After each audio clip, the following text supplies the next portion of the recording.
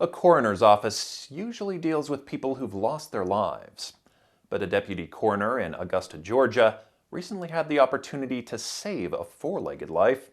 Will Rue has the story of the rescue.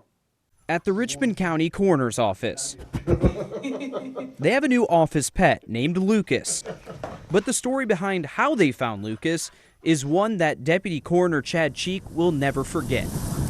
I heard a dog barking in the canal, which is kind of unusual. And immediately I thought, well, what's a dog doing in the water?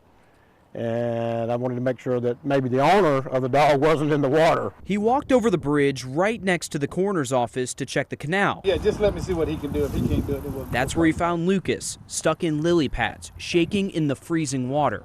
Cheek tight-roped across the pipe and grabbed Lucas out of the water. He was very cold, very frightened, and hanging on. And if he'd have let loose, I don't believe he'd have made it trying to swim through the lily pads. He even called for backup. And the fire department showed up, and they attempted a rescue with a lasso, and we attempted to build the dog a bridge.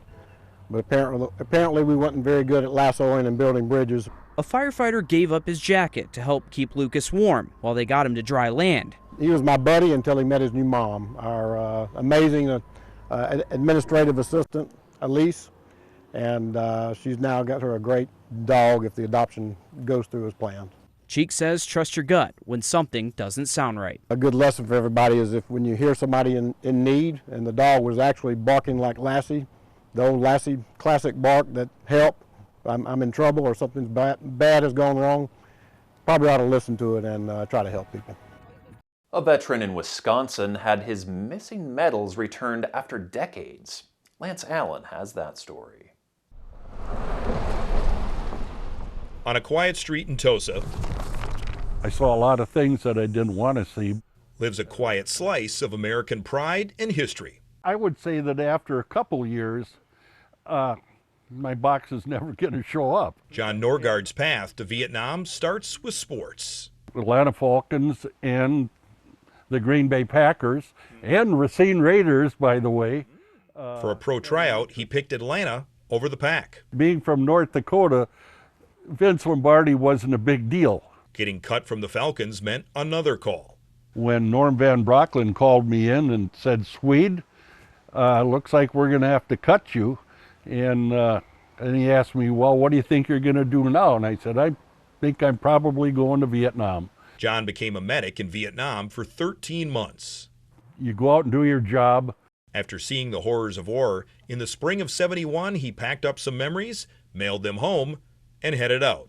With some other things that I thought were necessary memories. For 52 years, John waited and wondered what happened to his box, until one day. And she texted us, said, Dad, I think I know who's got your box. His daughter received an email from Peter Lundberg, who lived across Lake Michigan. I started getting goosebumps. For about a half century, it sat in Peter's basement. Lance, as low-tech as we are, no, I wouldn't criticize. I wouldn't criticize anybody for that. We're glad for that too. That was wonderful. Lundberg, the postal clerk for John's company, so neither 52 years or driving from Michigan or whatever could stop Norgard's mail from being delivered. It was worth the 52-year wait. So we asked John to reopen the box. Okay. And a flood of memories came back. This camera, all of a sudden my brain decides to tell me, aha, there are some things that these are the awards that I knew I got. This is the Bronze Star with the V. Yep. And that's for valor, and then the Purple Heart. Okay. That was my second Bronze Star. I can't find words for feelings very easy. You know, being a Norwegian, you know, I just started hugging people about 10 years ago. That was Lance Allen reporting. John and Eleanor will be around the Milwaukee area this winter. They'll be watching their grandkids play basketball, which is one of their treasured treats. We'll be right back.